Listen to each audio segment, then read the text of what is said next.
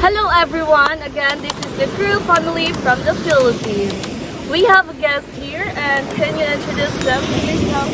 Hi everyone, my name is Jill. I'm best friend of Arago, and we're high school best friend ever since when we're high school like grade I think I was grade 9, yes. So we study in City High School. Yeah, Right, City High School, and we went to Negros Oriental State University. So this is my longtime friend. Yes, I've known them for a long time and this is... Hi guys, my name is Jansen. I'm from Dumaguete and yep, I'm turning 24 next month. And yes, back in high school, we used to be very close friends. Like we have 5 members in our team in total. We have also a lot of friends in other sections. Alright, so today we will be talking about working in BPO industry. Yes. So both of them have experience. So me first. So my current position right now is a training supervisor. Before, when I was agent, it was a struggle for me because I think it's not the job that I want, and it's not for me because I don't know how to speak in English. But it's a matter of how you develop yourself. It's a matter of how you show your confidence, because we need money, right? So Yes, that's true. of course we strive hard and we have to make ourselves improve like that. So everything, the experience, I could say it's very hard because you've been rejected for a lot of times. Yes. When you go on this industry, you won't expect that first application you will get hired or anything, but those let's say rejection that you will experience, it makes you a stronger person.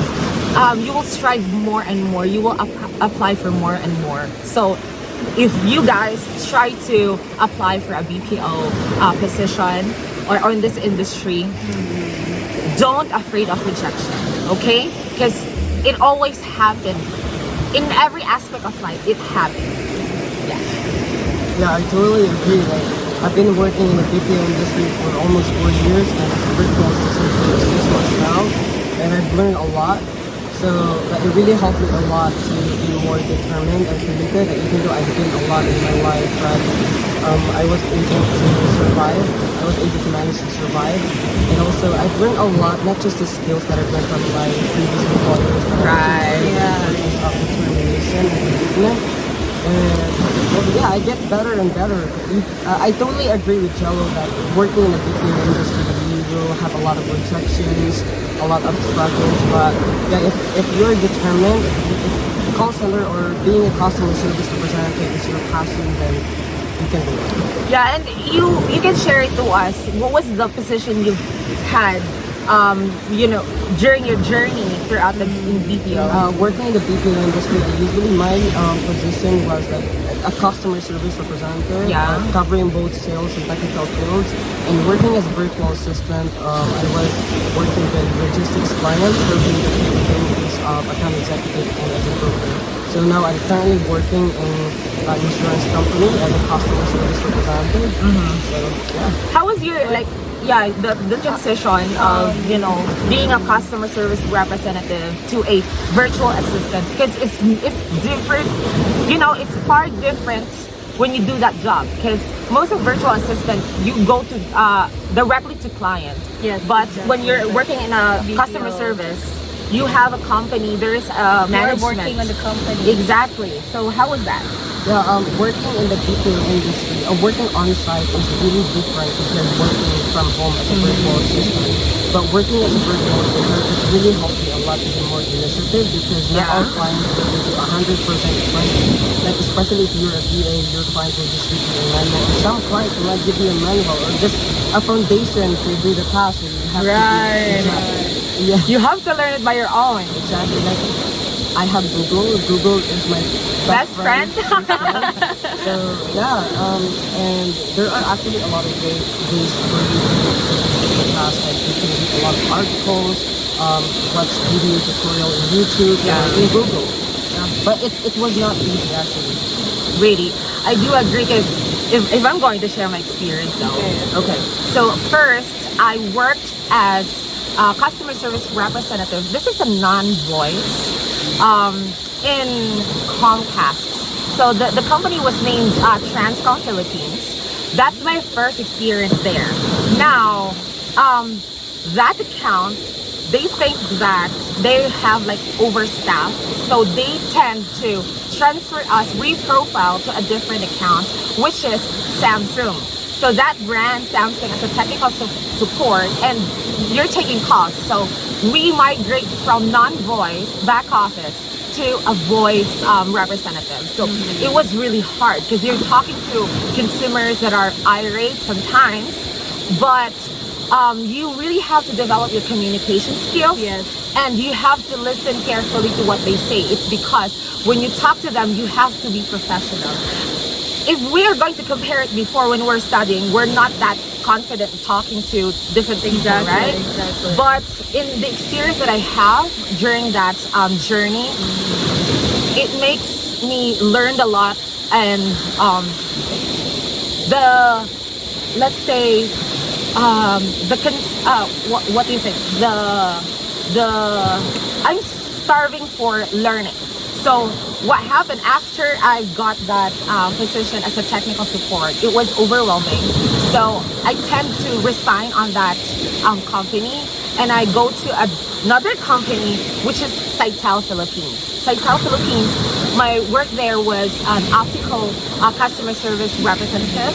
So we sell glasses, we read prescription, and also we recommend for those consumers calling us, we recommend what are the best glasses for you, what are those lenses that we have that we can offer, those transition lenses, and how it fits the person. So I worked there for like a year, and then after that, since I have the skills of technical support, so I was able to apply the skills in my current company now. This is an home appliance. So I work in Intel there, incorporated. And what I did is just I show my skill, my knowledge about yourself. Yes, exactly. Show yourself. I show my confidence. And now I'm so thankful for like a span of like 2 months. I was able to apply for a position as a trainer. And I've already handled a lot of batches, waves. Like if I'm going to count it, more than 10 waves I've already handled. You name it, different LOB.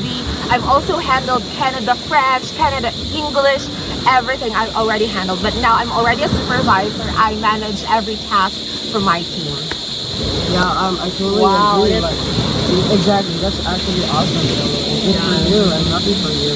And yeah, working in the BPO industry, I'm very grateful and thankful because I was able to work with a different industry that really helped me to expand my professional network. And also, yeah, the skills as well. Like it's a great opportunity for me. And it really helped me to be who am I today. So, Yes, exactly. yeah. What are those difficulties where you were working on BPO Oh, along okay. your journey? Well, if I'm going to share my own experience, Okay. before when I was an agent, it's not that difficult because you just have to work on your own metrics, your own KPI. Now that I'm on the position as a trainer, as a supervisor, I have to work for a team. I have to make sure that my team are working, let's say, honestly, they do their job correctly.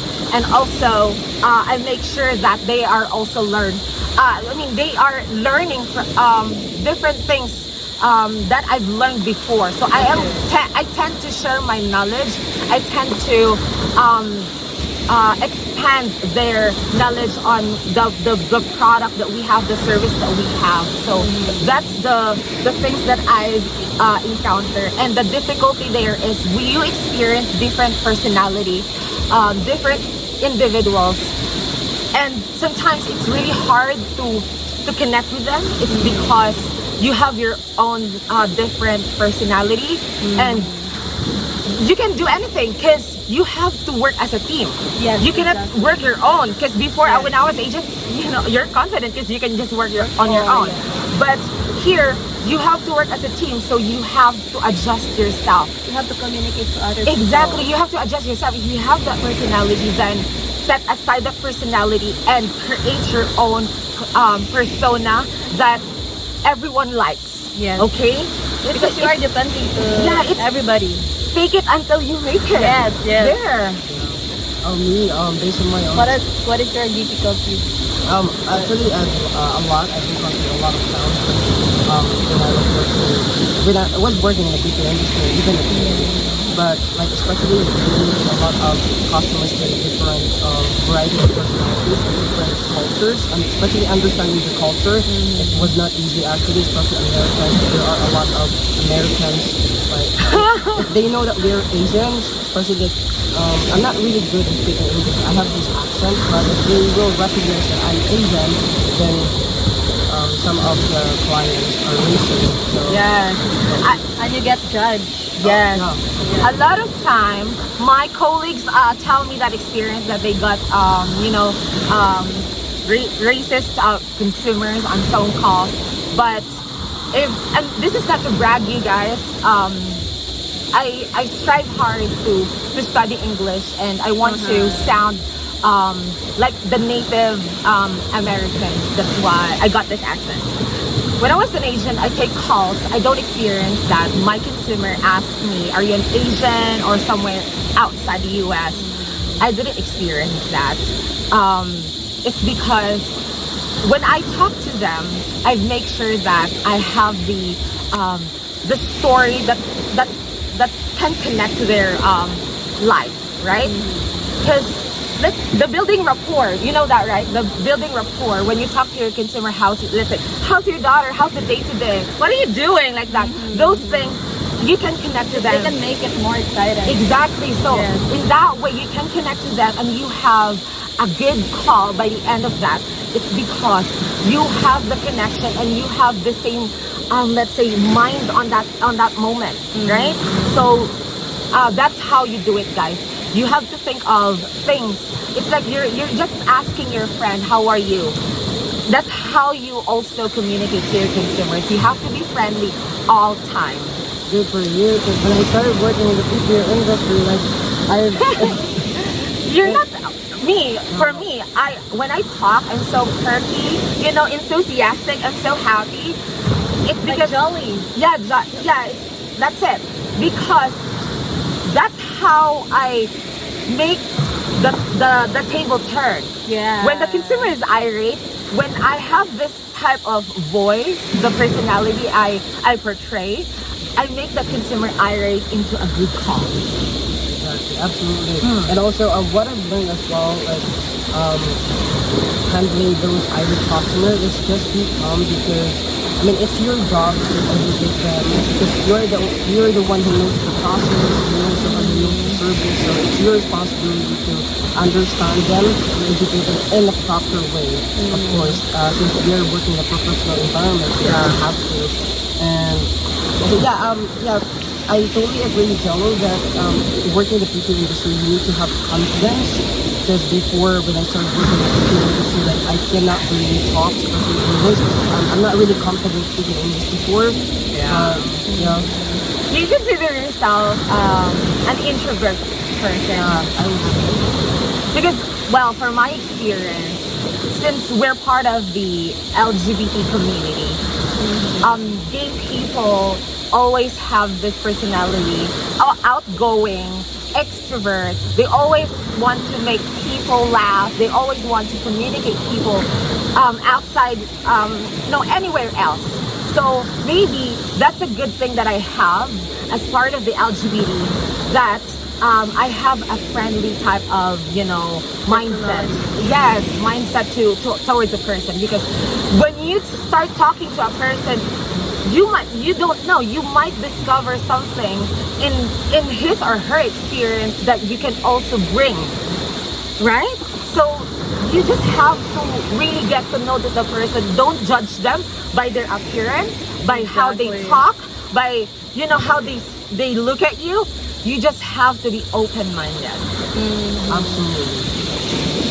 So, a lot of our viewers are mostly Filipino and Yes. Americans. What can you give them an advice give for the advice. people who are willing to work on BPO industry and other companies like you have? Should I go? Yeah. Okay. All right. So, my advice for you guys. Here's the thing. So, if you will apply for a BPO industry, you are not going to expect for the best. You will expect for the worst, and make that worst thing your strength. It's because if your mindset always on that, let's say you stuck on that mindset that, oh my God, I can't do it. It's because I don't know how to speak in English. I don't know how to Your study. lack of confidence. Yeah, I don't know how to study the certain skills that they know they have. No, the life starts there. Life is a learning journey. You have to expand your knowledge in everything, because anywhere else, if you go to another country abroad, you can bring it. You can communicate to people, and you make yourself as a professional there. So always think that you can do it. Before, I think that I was like I was not good. I don't know how I start this. It's because, you don't have any idea, because you're from the province, and when you go to the city, there's a lot of people. The hustle and bustle. In Manila, in the city, it's really, really, really hard. So make yourself strong, and depression. Here's one thing I want to share to everyone. I experienced anxiety and depression during my time. I cried a lot when I was alone in my apartment. It's because I don't have anyone to talk to, even though I'm a trainer. When I go to my when I go on site to the office, I can talk to anyone, but I don't have that intimate a conversation to someone that knows me and can relate to me. So I tend to keep it for myself for a long time. But right now, when I got here together with my friends again, I was able to share them my experience and the struggles that I have before. So